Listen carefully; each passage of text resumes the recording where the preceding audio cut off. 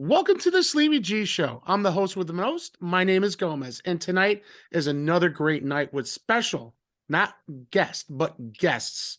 We are now celebrating the first band on the Sleepy G Show. Well, they are Raising Arizona. What's up, guys? Welcome to the show tonight. Hi, thanks for having us. Hi, thank you. Hello. Well, first of all, it's an honor to have you guys on the show. I actually was able to listen to some of your music, which is phenomenal. I had a friend of mine who has band in New Jersey. He's actually played at the Crossroads plenty of times. That's a great venue. Talk about exciting. But the question I got for you guys, Raising Arizona, where did the band name come from? Oh, I guess it's my turn to share that. Probably. So I was actually born in Tucson, Arizona, and my dad's a musician as well. He still plays a lot, and he was in a band called Road Furniture, and they played everywhere. They started in Brooklyn, and then he ended up in Tucson, where he met my mom. And my childhood was very chaotic. So it's a play on me, like being raised in the chaos, right? Like I'm Arizona, but it's also a play on the movie because it was a family favorite growing up. And I don't know, I always thought it would be an awesome name for a band. And kind of also onto Bree's point of like a phoenix kind of rising up. Because all of us have, we've all been through individual difficult situations. And so music, I can't speak for everybody, but I know for at least me, it's definitely an outlet. So I guess there's a bunch of meanings behind the name, but those are some of the main parts. And it's kind of funny. You mentioned the movie. I was talking to actually my co-host, which I did a show with him this morning. I was on his show and I was letting him know. He goes, you gotta ask him, was there any relations to the movie? Yeah. So there we go. So that answers that question. With Nicolas Cage, great movie, by the way. That's one of my favorites growing up too. We were doing a hit this morning, 1980 movie soundtracks. So we were talking about that after the show. And I'm like, yeah, I mean, I told him about it and I was letting him hear some of the songs through YouTube. And he said you guys were phenomenal too. So, Thank you. to hear the music, Bree, I know your uncle. So, we'll start off the story right there. Her uncle reached out to me, Uncle Bob, who's a very good dear friend of mine, actually. I've known Bob for over 30 something years now. I used to live across the street from him back in Rutherford. So he reached out to me and I reached out to Bree to see if you guys would like to come on the show, which I'm excited that you guys were able to, you know what I mean? I know we had a couple little conflict schedules, but I'm glad we were able to work it out today. Now my next question, and each of you could individually answer it, but what's the musical influence in your departments and everyone here? You know what I mean? Whoever wants to go first is welcome to. Bree, why don't you go first? I was gonna say, I have a feeling you're gonna tell me to go first. All right, so all right, let's see. Musical influences. Well, that's a very interesting question. So I kind of draw my influence from a lot of classic rock bands. So I started playing guitar when I was about, was it 12? I think it was 12. Yeah, 12. And I was super into bands like Guns N' Roses. Aerosmith was huge. It's still huge for me for today.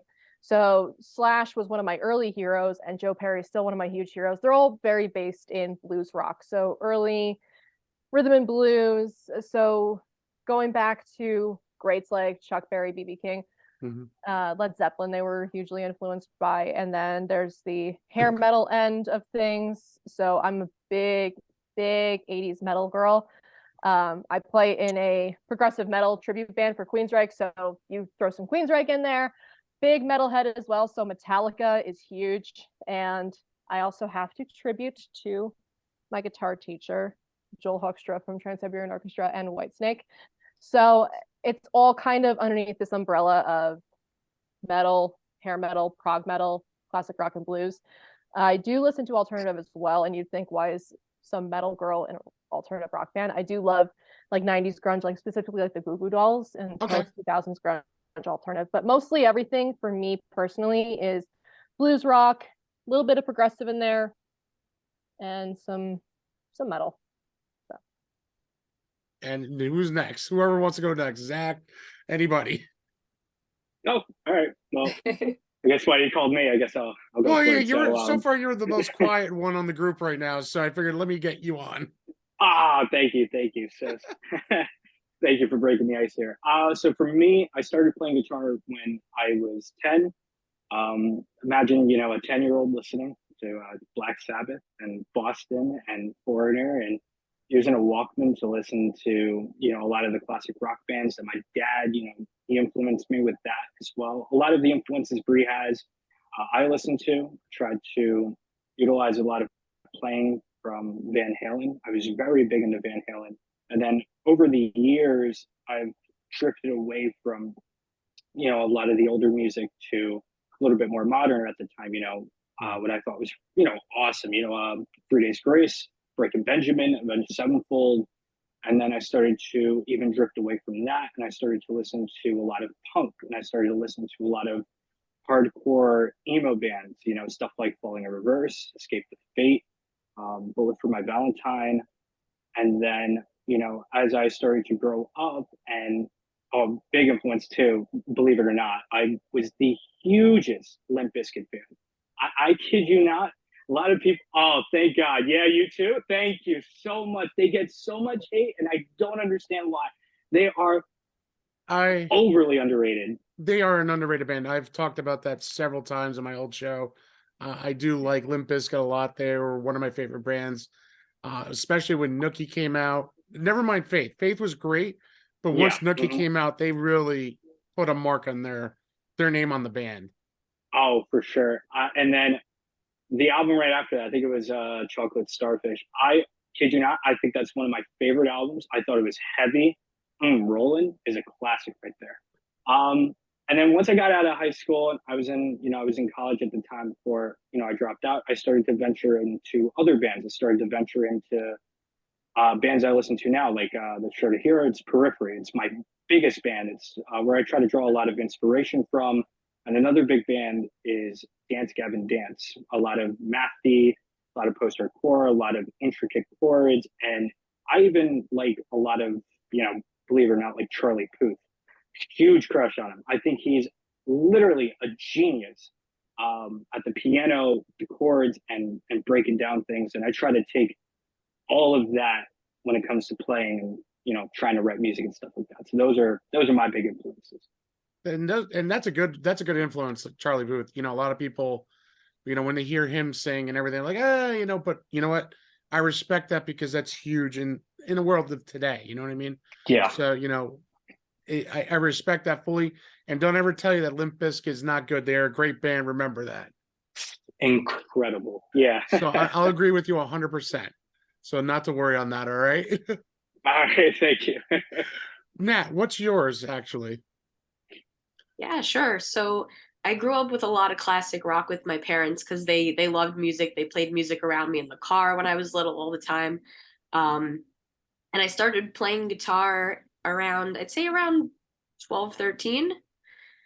From there, it was just like anything I could get my hands on. But I really liked of course, you know, your classics like Led Zeppelin and like Foreigner, The Who, all that stuff, of course. The Beatles. But then when I kind of got into a little bit more alternative and like punk and like pop punk.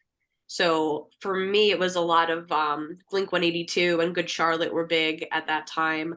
The Killers, Green Day, Paramore, Fall Out Boy, and even slightly darker Evanescence, like really started falling into that Evanescence and like 3 Days Grace kind of scene too.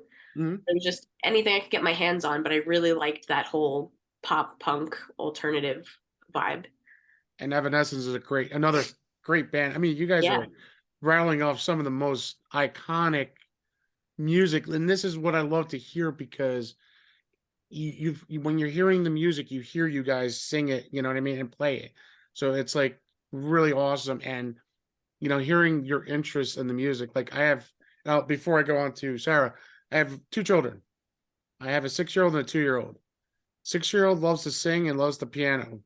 Now, my 2-year-old is either going to be, if he gets into music, it's either I can see them being a guitarist, drummer, or piano player. So either way, I'm probably gonna have musicianal kids, or they're gonna be athletes growing up. So we'll see what happens. Sara, what were your influences in music besides your parents, which we talked about earlier? What other influences did you have too? Well, a band's probably waiting for me to say this. I am, and I mean fully, diehard Muse fan. I've seen them like 10 times. I've been listening to them. I'm 26 now, and I've been listening to them since I was very small because my mom would play them in the early 2000s when they really kind of made it big. And I've just been hooked ever since. At the same time, I was also raised with my dad's side of things. My dad's much older than my mom, so I would listen to his like genre and his age of music, and so a lot of that was Beatles. And so I grew up kind of on the opposite spectrum, like listening to Yellow Submarine and a lot of like the White Album and stuff. And then of course just Muse, who I still like. I go to every show that I can. And I actually just saw them play with Evanescence, and they're just amazing, both of those bands. I listen to definitely, I guess, a lot softer than my fellow bandmates. So some of that includes like Arcade Fire, the Shins. Trying to think, there's another one, a lot of actually Nora Jones, Okay. which is, that's mainly because I've been told a lot that my voice is very similar to Nora Jones, and a little bit of Janis Joplin. And then of course I could talk hours about influences, but Amy Winehouse, love Amy Winehouse. And I went to school for jazz voice, and that's what I got my degree in for music. That was my concentration. So there's also a lot of like jazz undertones, no pun intended, in there. That's an influence. That also being that I play the saxophone. So just a lot of different kind of meshes of music. But I would say I more steer on the like alternative indie soft rock side of things. All right. And again, awesome names that you mentioned, Janis Joplin, Amy Winehouse, her soul rest in peace. You know what I mean? These are all great artists. And it's kind of funny that you said that, because I listening to your tunes on YouTube and on Spotify, and I was going to say, you have that voice that is really similar to them. You know what I mean? And that is a true honor to even say that. Thank you. That's a huge compliment. Yeah, it is, because as a person, I'm more of a live stream kind of guy. I listen to the music, but I also listen to, I had a buddy who's been in a band from a hard rock band to a punk cover band to just a regular punk band to him doing now like shows in wineries and stuff like that. You could hear the joy and the passion of his singing, just like I hear it in yours. And it's just, like I said, it just has that perfect tone for you guys together. You know what I mean? And that's a huge compliment to you guys. I know we're missing a band member. We're missing the drummer, unfortunately. Unfortunately, I know he left the band, and I know it's like kind of hard right now. And I didn't want to bring it up. I figure, it's personal reasons. I'm not going to get into it, but I know he's probably very missed by you guys, with all this going on. Yeah, it's been rough go around. And Sara and I have been playing together since October of 2021. So this isn't definitely not our first rodeo, but he definitely brought this more rhythmic side to things that I think really, really added to the diversity of our influences. He had, I think, a background in reggae, Christian rock. We were working on some John Mayer covers even with him, which is kind of going into the blues route, but more so, I guess, modern blues. And it just really brought this dynamic together because, as you could tell, we all come from such diverse backgrounds, but it works. It works in the music. So hopefully whoever fills in that role next will bring something unique like that to the table, and we'll continue to evolve as a band and continue to put out the music that we want to do. But yeah, he's definitely missed. We wish him well, though. Well, we do wish him well. I've not met the man, but listening to you guys, and and I was listening to the music, like I said, you could hear how much joy you guys have playing together. And when you have that, that's a huge dynamic in a group. You know what I mean? I've seen it many years through through bands like the big name bands to the guy who you charge $5 at the door, to see a band. So it's amazing to hear that from you guys. And, we do wish him well on his new venture, whatever what's going on too. We wish him nothing but the best on my side. And I know you guys too. And then note with now, are you guys doing like acoustic shows now? Or what are you guys planning to do now with the time besides write music probably and get down some sounds? I know I've seen your pictures posted a lot, Bree, with that stuff. So, what's the next step you think that's going on besides looking for a new drummer? Well, I guess I'll answer this question too. We actually just got the call for a really unique gig, which I got us in because it's at my alma mater. I went to school at William Patterson University. It is a live music marathon monster called Braveathon. It used to be 15 hours when I was there. Now I think it's down to 11 because COVID really changed a lot of things. But it is a broadcast of live music. So the TV and radio stations team up and they do this live music marathon. So it's one band per hour. They perform in the TV studio, which is Studio A. So it could be changed into a bunch of different things. Mhm. And then it's simulcasted through the radio signal. And then the second half of that hour, the band does an interview in the more news style studio. So that's Okay. the next thing on our calendar, which is on April 28th, which is really exciting. But we are open to doing acoustic shows. We did a open mic at Boot and Coffee the night before we released Wrecking Machine, which was really, really exciting. So it was kind of like our single release, but not Okay. single release. So, and I told them, I was like, hey, we could probably call them up and they'd probably love to have us back.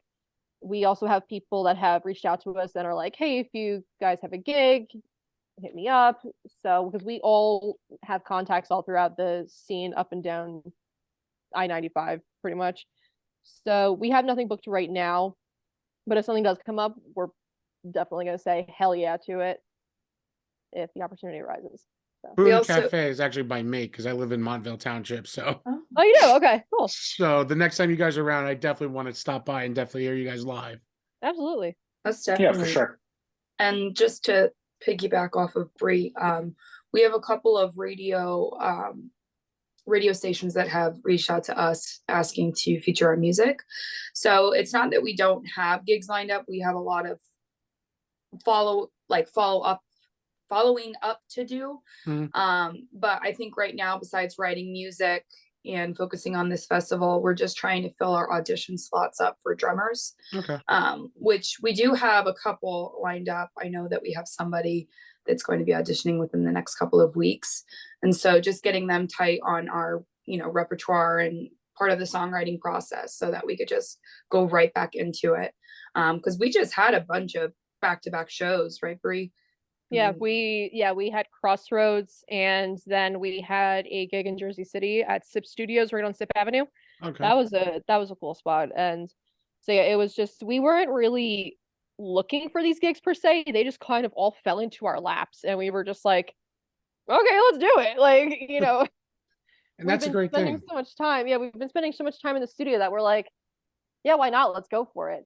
And so that was really a blessing for us to just play those shows back to back. But it was a lot. It was a lot. It was a lot. I can only imagine. Like I said, I have friends who had bands. I remember one of the biggest gigs that they had was opening up for Zakk Wylde at Asbury Park at Stone Pony. So Wow. for me to be I was kind of their roadie because I was always pushing their stuff, helping them out, set up the drums and everything. So to get the backstage pass badge on my shirt and all that stuff was like the coolest thing. I got to see Zakk Wylde too with the band. It was like wow, like holy Christ, holy shit is the best way I could say it. Because it's like we're in the presence of, again, another guitar legend, everybody, you know what I mean? It's just unreal. And to see you guys do what you do and what you love, it's amazing. You know what I mean? And that's what I love about, bands like you guys, local bands here in Jersey. That's the best thing when you see people write their own stuff too. Doesn't matter if it's original or covers, but just to hear like Sarah, you singing, you know what I mean? Bree playing the guitar, Zach, everyone playing their instruments. It's amazing when you can get the group together. And like I said, I was so awesomely excited when I heard it the first time. Before when Bob asked me to contact, I'm like, well, let me check out the band, let me hear the music. And I was just like, I was at work when I did it, because where I work, I have a little box and I'm a dispatcher. So I get to play my music to hear it. So I'm not bored. And I gotta tell you, I love the music, guys. And Oh, thank nothing you but so much. Thank you. Thank you. Thank you. When I did this, when my other podcast went on hiatus, to go on alone as my own show is the hardest thing to do. Mm. And I'm always nervous. I'm always scared. I'm my own worst critic when it comes to this.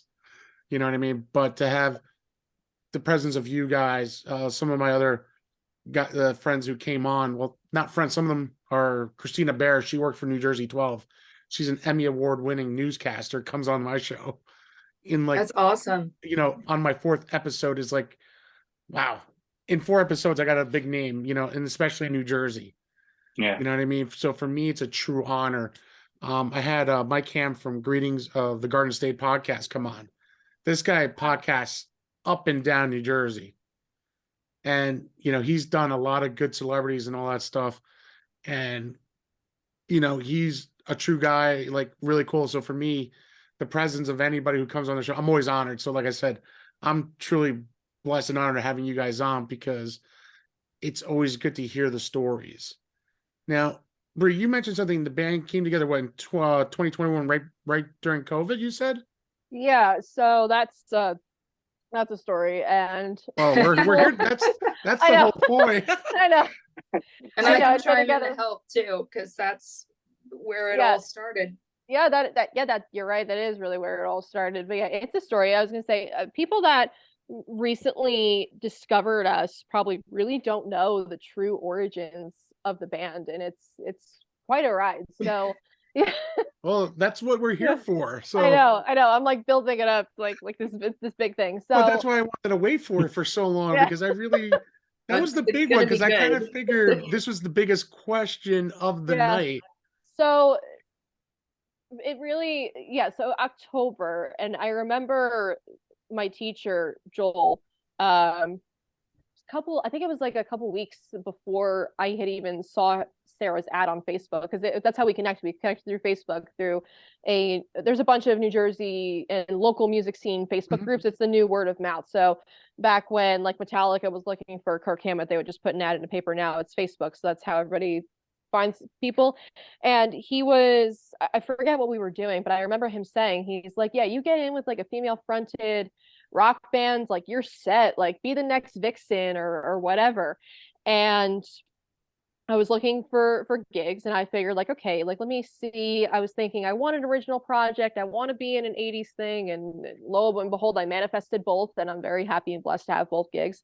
But I saw that this girl Sara said, hey, I'm forming an all-female band, send me an email. And I was like, all right, yeah, sure. So I sent her an email. She loved how professional it sounded. I remember you saying that. Very professional. Yeah. And she was like, okay, I'll schedule an audition.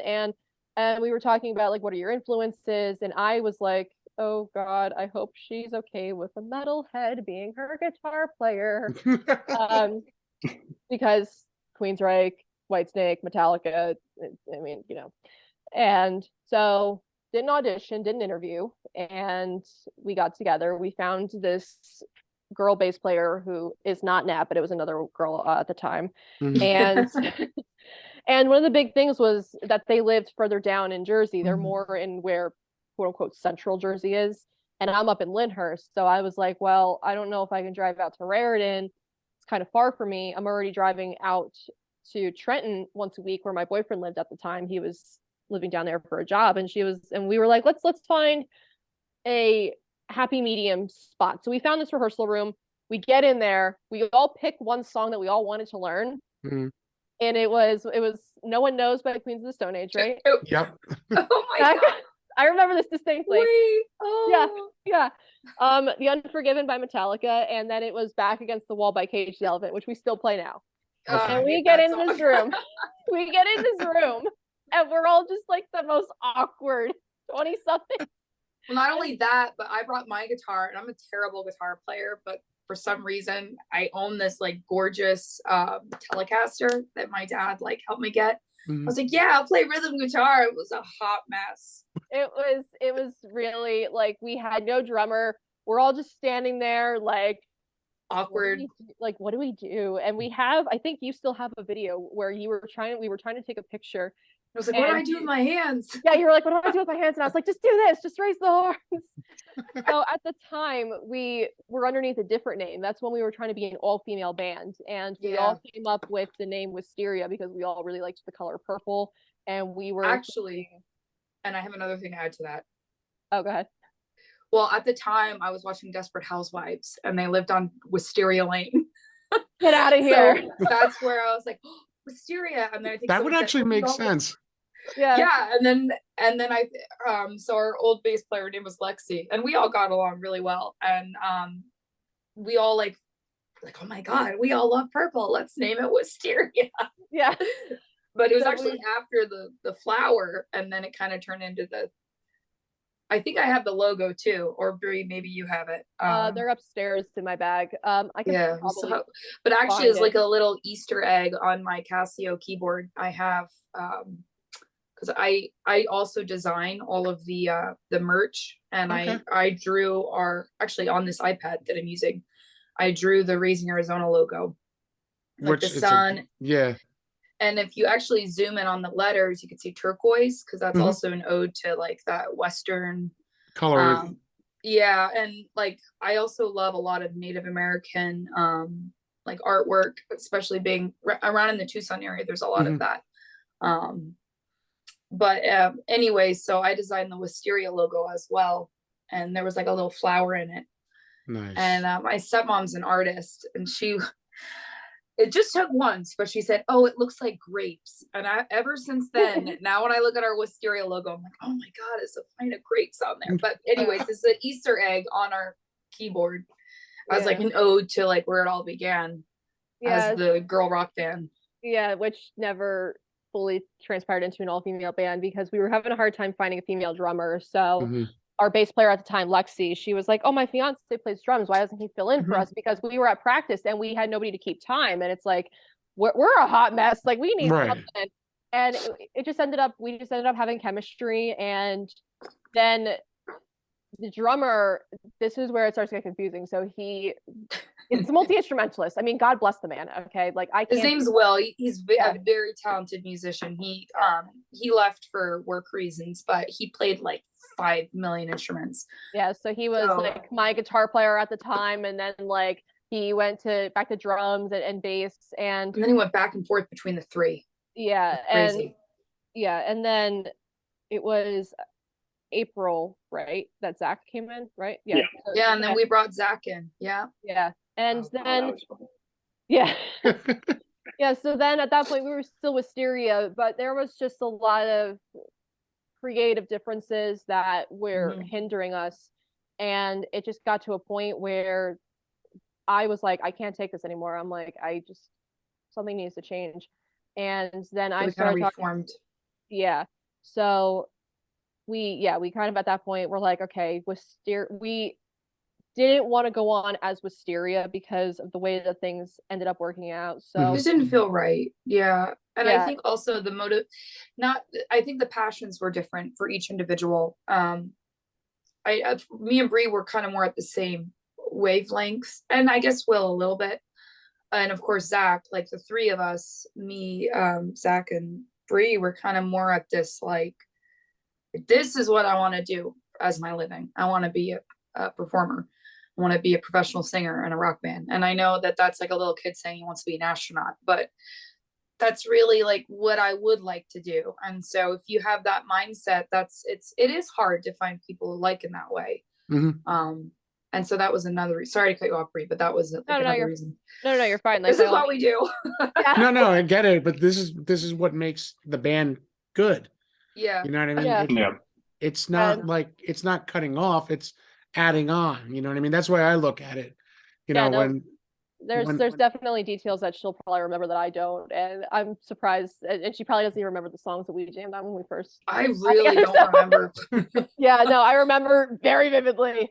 But yeah, at that point we were just kind of like, we don't feel right going on as Wisteria, so we were just like, let's let Wisteria just Wither. away. Yeah, wither away. And it's funny because we were talking, and I was like, didn't you have another name for the band when we did my audition / interview on Zoom? And she said, yeah, Raising Arizona. And I said, do me a favor, make a logo.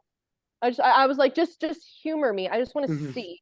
Because at that point I was just like grasping onto anything, because I was like, I need something. I was like, this band is my outlet. At the time I had gotten in with the tribute band that I play in now, which is great and all, but they're two very different scenes. And I was like, I want something that's mine. I want something that I can write my own music to. I can explore myself as a songwriter and as a musician, and something to help build up my chops. And we ended up really liking it, and it just breathed this new energy into the band. So then we went on, and then we found Michael, who did leave a couple weeks ago, like 2 weeks ago, I think at this point, pretty recent. And then we added on Nat around the holidays too. So those two, I mean, Nat's really the newest member, but we've all been playing together for a while. Sara and I go back to 2021, but yeah, that's how Raising Arizona came to be. And see, that's like an Long awesome story story. short.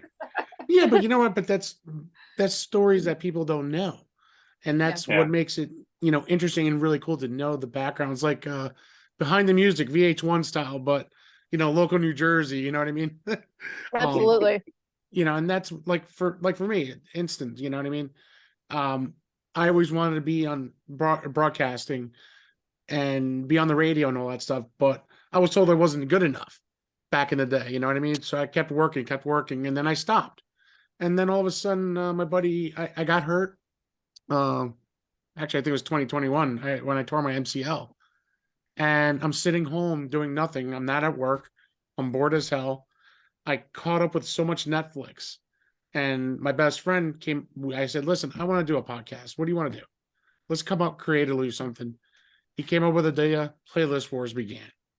And it's two best friends with a special guest. Everyone talks about a musician like Tom Petty because he loves Tom Petty. I'll start with that. We'll pick 10 of our favorite songs, and then we let the people vote who had the best one. So things like that. And so when I found my niche, I think after Beastie Boys episode, like I talked about movies and video games, he goes, that's it. That's your niche. And I'm like, really? He goes, yeah, because who the hell is going to remember Out for Justice with Steven Seagal and No Sleep to Brooklyn was in that movie? He goes, only you would. So that was something that it's like, oh, I never thought about it that way. And then that became a niche of mine. You know what I mean? And then I started talking more and more. And now here I am on my own show. My buddy from Colorado, DT, made my logo. I said, dude, we've talked. You know who I am. Make the logo. You have full whatever you want. Do it. And there it is. The big G with the arms hanging out. And I was looking at that. And it's because I do all my interviews in my cutoff shirt, because I make it myself comfortable, make everybody else comfortable. As you can see, it's not like a full-blown interview. It's really just talk and sit down. It's like, what do you guys like? What do you guys want to do? Like behind two ferns or between two ferns. Yeah. Knack is my reference. Damn, I gotcha. I love Zach Galifianakis. He's a good actor. So, I mean, I did love him as in The Hangover when he had the baby Carlos. Because that reminds me of my dad, because my dad's name was Carlos growing up. So you should watch Baskets. That's his show. It's so funny. I've seen his show a couple times, so I've seen. I just haven't been able to keep up with it. Yeah. Because now busy life with 2 kids and a wife, and the show and work, it keeps me busy. I don't know. I can barely keep up with what I do. I can't even imagine having children in the mix too. But I think that's what it is with being your own boss and having a passion for what you do. That's really important because it gives you that drive to make it happen. If you don't have that passion or that support system, like, it's really important too to have support for it. And I think that's huge too, to also recognize the people in our lives that support that, because that's everything, at least for me. No, Being able to have that support system, it means a lot. it means a lot to me because my wife and my kids support me as much, you know what I mean? And to have that support with my in-laws, my mom, and some friends. And what's cool is like I went to a beefsteak at St. Mary's, the old high school I used to go to. And you know, and they're asking, it's like, Gomez, how's your show going? It's like, we heard a couple episodes here and there.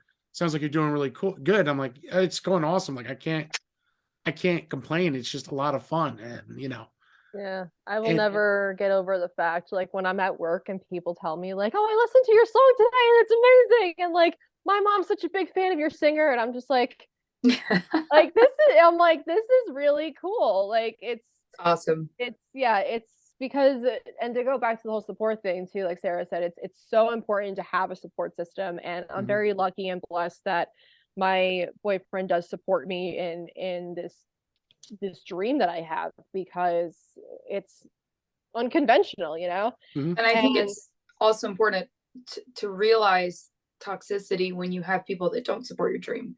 So that there's also the other spectrum of it where you have to be your own advocate. Because if you don't have that, you know, and I've had people in my life where I didn't feel supported, and I'm sure you have too. I don't want to speak for everybody, but I'm sure we've all been at a place where we haven't had that, and maybe it's even held us back a little bit. So I think with that, the other side is understanding, you know, realizing that you also have to be your own advocate too, and make things happen. Yeah, I fully agree with you guys on that, because when you don't have that support, it feels like you're alone. Besides Absolutely. you know, I'm not just a podcaster, but I also blog too on my website. And, you know, a couple of pieces that I'm really proud of is something I went through and my daughter went through it not too long ago, is bullying. You know, my daughter's only 6 years old. She's in kindergarten. Some kid was bullying her a little bit. Oh God. And I got upset, you know, as a father. And then I realized I was bullied too, you know, and I was a bullier and I was bullied. There's some point that you have to stand up, and I just said, hey, just go to your teacher. In the back of my head said, you should have knocked that girl out, but that's not the right thing to do. Yeah. As a teacher, don't say that. Well, my wife's a teacher too. My wife, she's a teacher too. So I know what, trust me, I know I got smacked in the head for Makes that. our life like, oh no. But to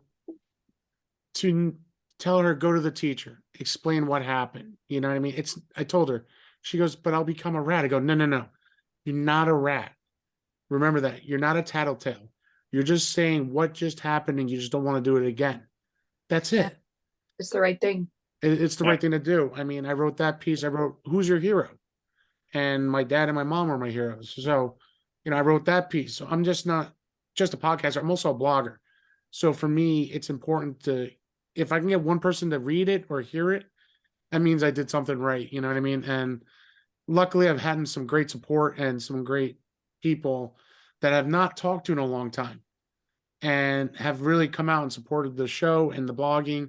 And just like you guys, I definitely got what I'm definitely supporting you guys too, because I just feel like you guys have something there that one day you will get that noticed from someone bigger. You know what I mean?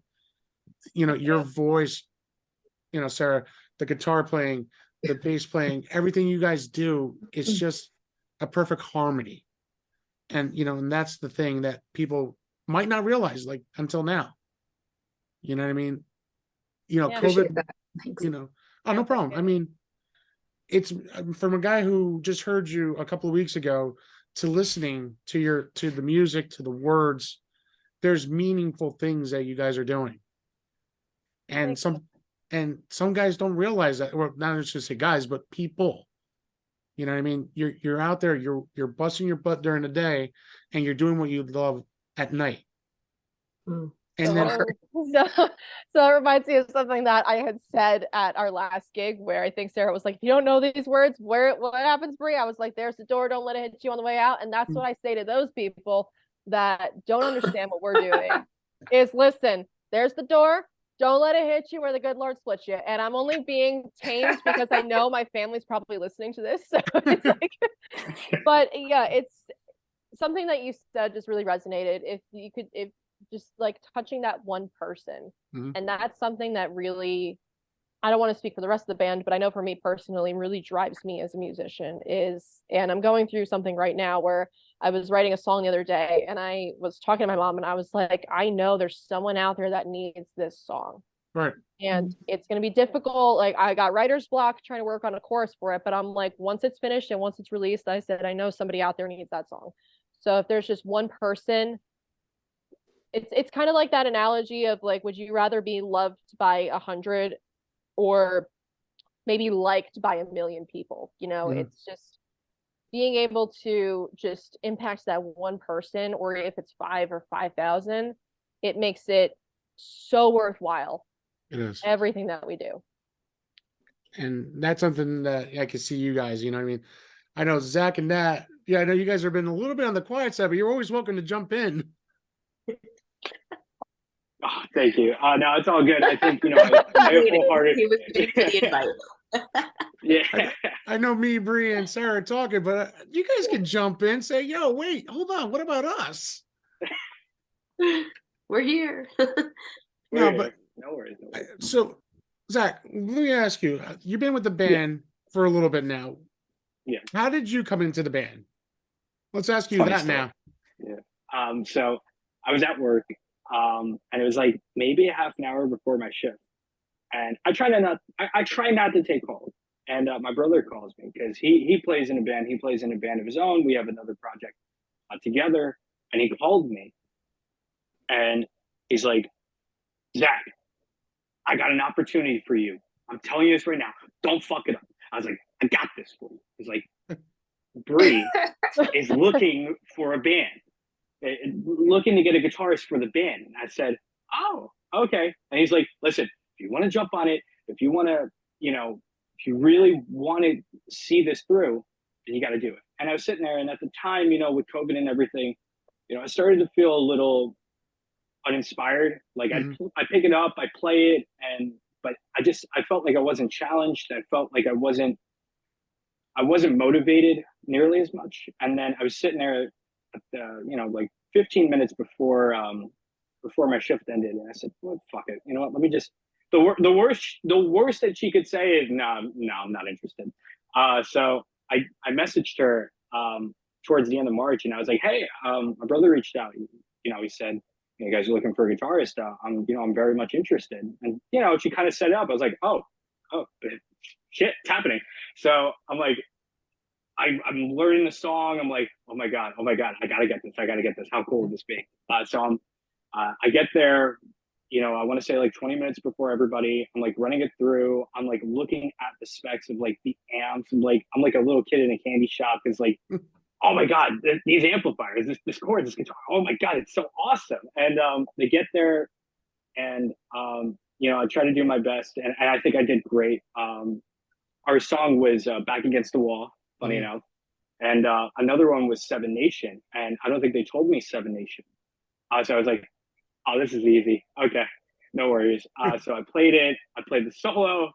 It was great. I did my little thing with the solo. I did a little differently.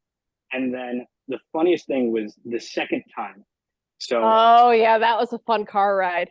I like to think I like to think that I like had it, like I could figure things out. And she was she was willing, to bring me there because I don't drive. It is a bit of a Bree, by the way, not Bree drives. I don't. So I asked her if she could bring me, and she said yeah. And we were there, and I'm like thinking, so wait, hey, how did my audition do? Because they were auditioning another person at the time, and I heard the stories, and I was like, oh Jesus, okay. So I was sitting there in the car, and I'm like, I asked her, I was like, how did you think my audition did? Like how did you think I did? She was like, oh, you did really good. We're just this is the callback, and I was like, oh, cool, awesome. So unknowingly knowing that I'm going there, and they were telling me that I was in the band, and so we stopped playing. I think it was Tighten Up, and we just ordered food, and I'm like eating. I'm like, oh wow, like this is so nice. I'm like, and I'm not even in the band yet. And it's so nice of them. And they're like, Zach, we have something to tell you. I'm like mid like Wendy's like mid chicken sandwich in my mouth. I'm like, yeah, and they're like, you're in the band. I'm like, no way! Oh my god, this is awesome. And I told my dad. I think I stepped out. I called my dad. I was like in ecstatic. I was screaming. I was like, let's go, and I think we didn't even practice after. I think we just went and sat down and we were talking about like stories of like I think like the Beatles and stuff like that. And so yeah, that was how I joined. That was it. That's actually a pretty good story, actually. Especially eating Wendy's midway when they told you were in the band. You were chicken nuggets. Yeah, I remember. Yeah, it was chicken nuggets. Yeah, I think I was thinking, I was like, we should probably wait till he swallows his food. And I at the time, and Will was our drummer at the time, and we door dashed it to the studio. Mm-hmm. And so I'm like, Will, come help me out with the food. I was like, Will, I need you to help me. And he's like, well, can't you get? I'm like, help me with the food, please. I need to talk to you. And so we're outside, I'm like, so I was like, you ready? We're gonna do it. Like we knew this the whole time, and it was funny because Zach was asking on the drive down, and I'm just being all casual and professional. And I'm like, yeah, no, it's great. Knowing the whole time what we were planning, and I was just kind of like, the sneakiness. Yeah, because nice. it's just like we knew, and it was just one of those things where it was just like the chemistry was there, and it was just like the vibe was there, and so we knew, and I was just so excited and anticipating that because it was just like, yes, like the guys here, like it's. I think too, and a big thing about Zach is that we really struggled finding people that we were auditioning. We really struggled with people that knew music theory. Mm-hmm. And as a singer, especially, and somebody that has a lower range, it's crucial to me as the vocalist to have a band, especially my guitarists, to be able to transpose music. Because if I have like even just a cover, or we're playing with another band, or maybe we're doing a feature with another artist, and they aren't able to transpose, that's a big problem. And it was great because with Zach, you're like, hey, do you know this? He just knows it. Cool. Could you bring it maybe a half step down or a whole step down? And he could do it like that. And I think that was, for me at least, I was like, oh, this guy's for real. And to have a guitarist that is able to play dynamically and quietly, that's hard enough to find. But then on top of that, to have somebody that knows music theory, that's just like very good. So I was like sold. And of course it was really mainly up to Bree too, because she is the other guitarist. And so we need to have somebody that could like be her partner almost, because the two of them have to have that chemistry on stage, have to be able to share rhythm and lead, so it was great. Actually, that story brings back a lot of memories, and so I'm like, oh, gotta chime in and tell my part here. But Well, Zach, I don't know if I ever told you that, but yes, I was like, this guy, he is perfect pitch and he knows music theory. So it was like win-win. If you ever watch The Office, Michael Scott, win-win. It's win-win. That's the best way to put it. Nat, now you're the newest member of the band. Yes. What's your story? So let's hear yours now. Well, first of all, I think someone owes me a chicken sandwich because no one gave me food after they said All right, tomorrow. We promise tomorrow. Someone owes me a chicken sandwich or something. I don't know. How about tomorrow we DoorDash Wendy's at practice? We'll have dinner together tomorrow night. Oh, that sounds good. I'm a vegetarian now, so I'll have to have a salad. You can have some fries. There we go. Well, actually, Sara came up to me because I work with her, and she had told me about her band like a while ago, and then she told me that their bassist had just left. And she was looking for a bassist if I knew anyone. And I was like, well, I play guitar. And she was like, okay, do you want to come audition? And I said, sure. Like, I mean, I've played a bass before, but I never really like sat down and really like worked on bass. And I was like, yeah, sure. Why not? So I brought, my sister actually had an old one that she didn't play anymore. So I was like, I'm going to borrow your bass. I'm going to go audition, and take it from there. So I came to audition, and, they had me play a couple of songs, played through. I know Seven Nation will always be in the back of my mind. that they had me do that one. I believe we also did the Cage the Elephant song that you guys love. Love to hate. Yep, love to hate. And then at the end they were like, oh, can we we're gonna try to just like vibe on a couple of songs. Do you want to join us and see how that goes? And I'm like, yeah, sure, whatever you got. And Sara just pulled like some tabs up on her little tablet, and I was like, yeah, I can do whatever you want me to do. Just if you have like a tab that I can just read off of, because I don't know all the songs that you're playing, Right. you know, like off the top of my head, but and I kind of vibed along with them. I played through some things, and I think the biggest thing was like Sara was saying, it's important to know some music theory behind everything. And I know it was kind of a test, but at the same time, like, girl knows I can read music. Like, girl knows I can read By the way, we're both theory. I music wount't be a music teachers, teacher if I so couldn't. yeah. So I'm just kind of like laughing to myself. I'm like, oh, this is the trick. I was like, I'm gonna show them Last this in to know. music theory. Yeah, I was like, this is a test, and they think I don't know, and it was great. But it went really well, and like by the end of the night, they were like, we'll let you know. And the next day, Sara was like, I have to tell you, you're in. And I was like, okay, that's really cool. I'm so excited. And then I literally went and bought my own bass so I could give my sister hers back. Like a week later, it was like, I need my own. And you should tell them about the mini instruments. The mini instruments. Oh The yeah, mini instruments. we have, so we're music teachers and we work with the younger ones. So like Mhm. I work with 4th and 5th grade band, and Sara is vocal music. Oh, okay.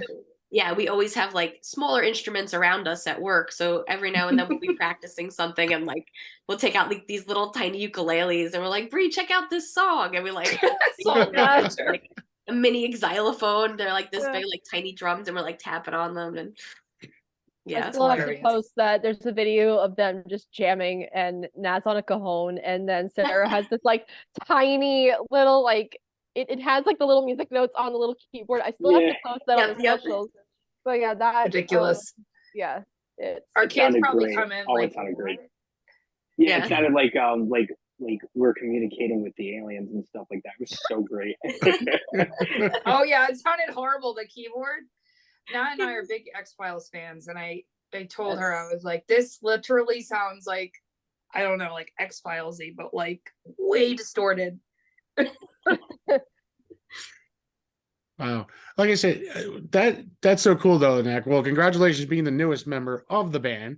Oh, thank you. You know, I mean, like I said, you guys, you guys have such a great vibe together. You know what I mean? Even though it's just for you right now, but the vibe I get from you guys, it's so more like brotherly and sisterly love. You know what I mean? It's like a family.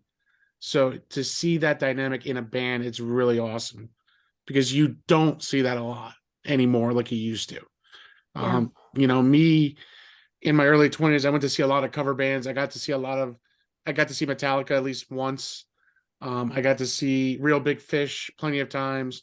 You know, bands like these are huge for me growing up. Seeing, you know, Limp Bizkit, I got to see once. You're But kidding. no, I got to see Limp once. So I was honored on that one. One of my favorite bands to this day will be Linkin Park. That helped me a lot during my low point of my life. You know, and then now with Chester gone now for a couple of years, it's been harder to even hear the music. You know what I mean? Because they meant so much to me. Like I know you have your influence in the bands that mean a lot to you guys, so you understand that bond that you would have, and people who are going to be listening to you guys and who will be listening, and the new listeners that are going to be hearing you guys. Like I said, if you get one person who loves it, that's one person more that now knows who you guys are. You know what I mean? And the way I see it, you guys are truly a awesome band. Love the sound. I love everything that you guys are doing. And it's a Thank you. true honor to have you guys on tonight. Thank you so much. Thanks. You know, and I can't thank you guys enough, you know, to come on tonight. I know it's a Sunday. I know, not sure if you guys have spring break, being you guys are somewhat teachers. Next week. I'm going to Okay. Italy. Counting down the days. Oh, okay. Well, my kid and my wife's spring break is tomorrow. So they started already their vacation. So My brothers are this week. They go to a Catholic school, so their break starts on Thursday. which means my vacation ends on Wednesday or Thursday, whatever day it is, because I work from home and then I also do live sound on the weekends. I do freelancing and everything like that, and then I have my other bands, so it's just my schedule's all over the place. But Now, Bree, as I see in your background, I gotta ask the question. oh no, ignore that. I was about to say. No.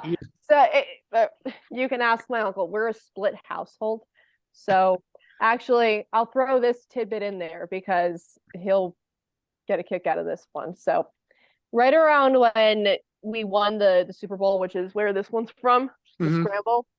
So we had, I think that's right around when the Wii came out. So we were playing the Wii and everything. So we had Madden.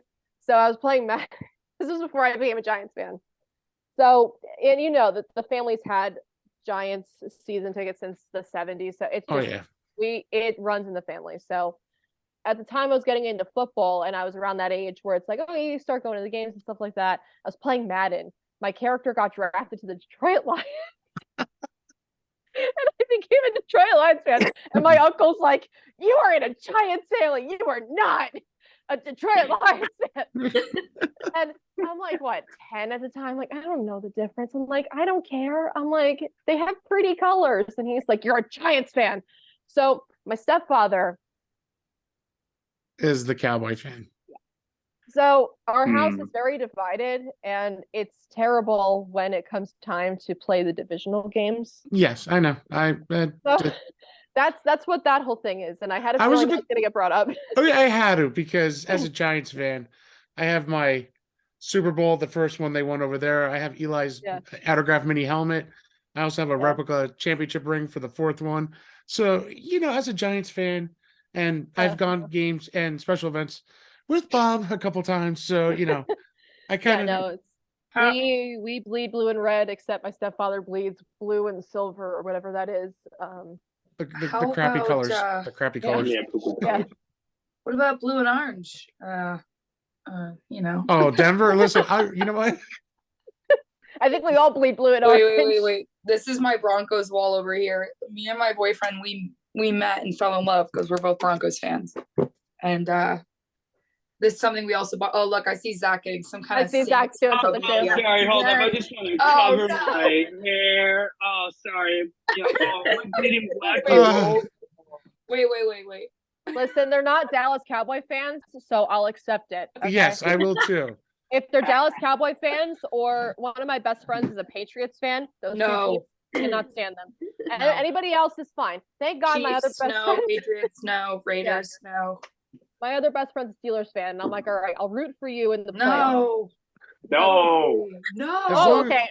As long as there's no Jets fans or Cowboy fans, I'm happy to be friends with anybody. There you go. Yeah, thank God, right? So Denver, I respect that, Sarah. I do like Denver. Well, you have to like Peyton. I mean, even before Peyton was there, I like John Elway.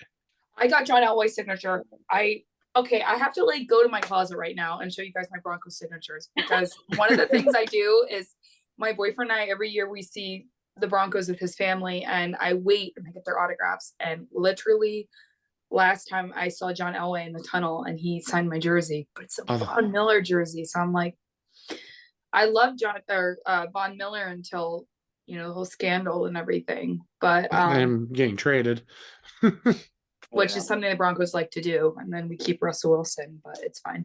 Broncos country, let's ride. Let's ride. Let's rock. Or no, let's ride. Let's ride. Let's ride. Let's ride. Let's ride. I'm gonna go get just to show you. I have to show you. That's awesome. See, this is what I love about my show. We break off, and then the whole stuff is already done. Now we get to the fun stuff, the personal stuff. Yeah. She went to go get her jersey. Really went to get it. Yeah, she really did. Yeah. Yep. Now she literally texted me. She texted me one Sunday. I was going to work, and she's like, "I'm all dressed up to go get this and this person's signature. We're going to a Broncos game," and I'm just like, I'm very jealous because I'd rather be at a football game than going to work right now. But yeah, she will go like to the ends to get the signatures. As soon as football season starts, we take the first game of the year, not preseason, the first game. My wife, my two kids, and me, We get all dressed up with our Giants gear. I still wear my Eli Manning jersey. My Nice. wife gets her Victor Cruz jersey. My kids got their Giants t-shirts on. So every year I do take a picture of that. And it's just one of my great finds, especially being a New York Rangers fan of hockey. So, okay. Oh, there you go. so my room is covered between Giants and Rangers memorabilia all over the place. Nice. My two kids, when they were born, my daughter and my son, what I did is when there was their newborn pictures, I have them wrapped in my Lundqvist jersey with the New York nice. Ranger, and with my Ranger, my one of my pucks that I got from the Rangers game. And it's just one of those cute pictures. That is adorable. So for me, sports is a huge part of my life growing up. Yeah. And, Absolutely. And especially your nice, wonderful Uncle Bob. He could tell you stories of us playing football in the snow and the blizzards of 90s. Oh my God. And he would call me pork chop. Of course he would.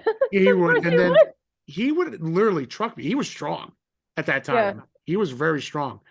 And I remember he lit me up like a light post. I tried tackling him everywhere during the snow too. Then there was one day, I guess I hit the gym a little hard, and it started getting bigger, and it was another snowstorm that came out of nowhere.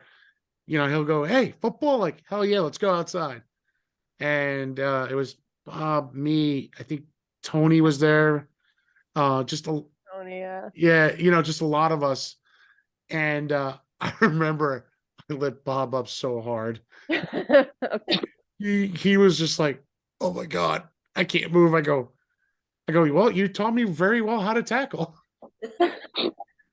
My boyfriend has a lot of those stories too. He was a football player in high school, and the guys every single year, each Black Friday, I'm like, "Oh, let's go shopping." But for him, his Black Friday tradition is going to the football field and playing football. Mm-hmm. And they're getting to a point now where they're like, "We don't think we can do this anymore." They're like, we're like mid to late 20s. So they're like, we can't. We're not doing this anymore. But they have so many stories of how he's like gotten a lot of them, because he was a defensive lineman. That was his position. Yep. And one of the most infamous stories is, or whenever we go out with them, it's just like, "Oh yeah, remember the time that Gonzo accidentally did this to this person and dented this guy's sternum?" And I'm just like, guys, I'm like, "Oh my God." Trust me. I have my memory jersey up here too.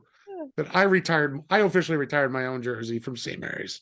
Oh, nice. So I put it on a nice glass plate and everything with one of my certificates in there. So that's my my only claim to the Hall of Fame of my personal self.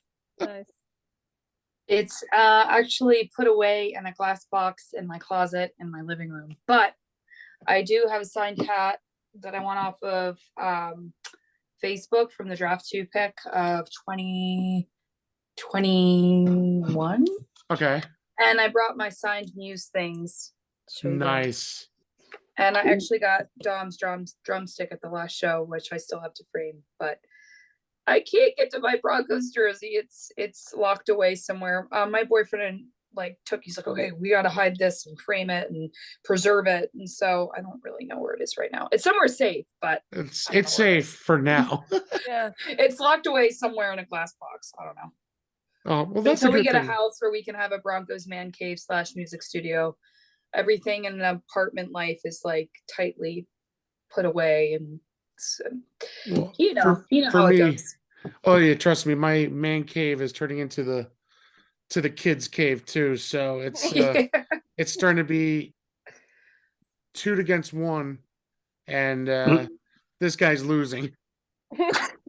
Yeah, my space is getting smaller and smaller. So I feel bad because in our apartment, I moved in with my boyfriend 5 years ago. The whole house is like girlified, but there's one room in our bedroom where I'm sitting and facing is his Broncos wall / Star Wars wall. Oh, okay. I love Star Wars too, but so like for it has to be in the man cave, unless it's Anakin, who you guys know I love Anakin so much. But anything else has to be hung up so you can't really see it. But I feel bad. I'm like, we got to get a man cave to put all this Broncos stuff in. So I kept whipping out Broncos things because it's all on this wall here. Nice. Well, guys, we're at that point of the show. I can't thank you guys enough for coming on tonight. It is a true honor having you guys, listening to your stories, how you guys met, how the music has played a huge influence on you. And I can't wait to hear you guys. If you guys are at the Boot and Cafe, please hit me up. Let me know. I'll definitely come by and listen to you guys because it's like 15 minutes away from me. Absolutely. Yeah. So, Yeah, for sure. Thank you. no. And guys, thank you again. Now, let's tell everyone where they can actually find you guys. Sure. Who's gonna answer that one? I'll leave that to our manager, who Oh, won't God. take title of manager, but it's Bree's our manager. Indirectly. Okay. Anyway. She's so good at what she does. Anyway. So you can find us on Spotify, Apple Music, wherever you get your music, wherever you stream music. Just search up Raising Arizona. All of our socials, except for I think our Facebook or YouTube, is at Raising Arizona NJ. I just have to double check. I think our YouTube is the only one that's not that. I think it's Raising Arizona Band. I think that's what it is. I had it up not too long So ago. Raising Arizona Band, and then everything else is Raising Arizona NJ. If TikTok is still up or if it's banned, you can find us on TikTok. We're on Instagram, Facebook. You can also find all of our personal socials as well. I think we're all tagged in all of those posts and everything. So you can follow us all individually as well. And there you go, guys. A true awesome story. As you can see, they are a truly awesome band. Please, please, please check them out on all the podcast stations and check them out here tonight.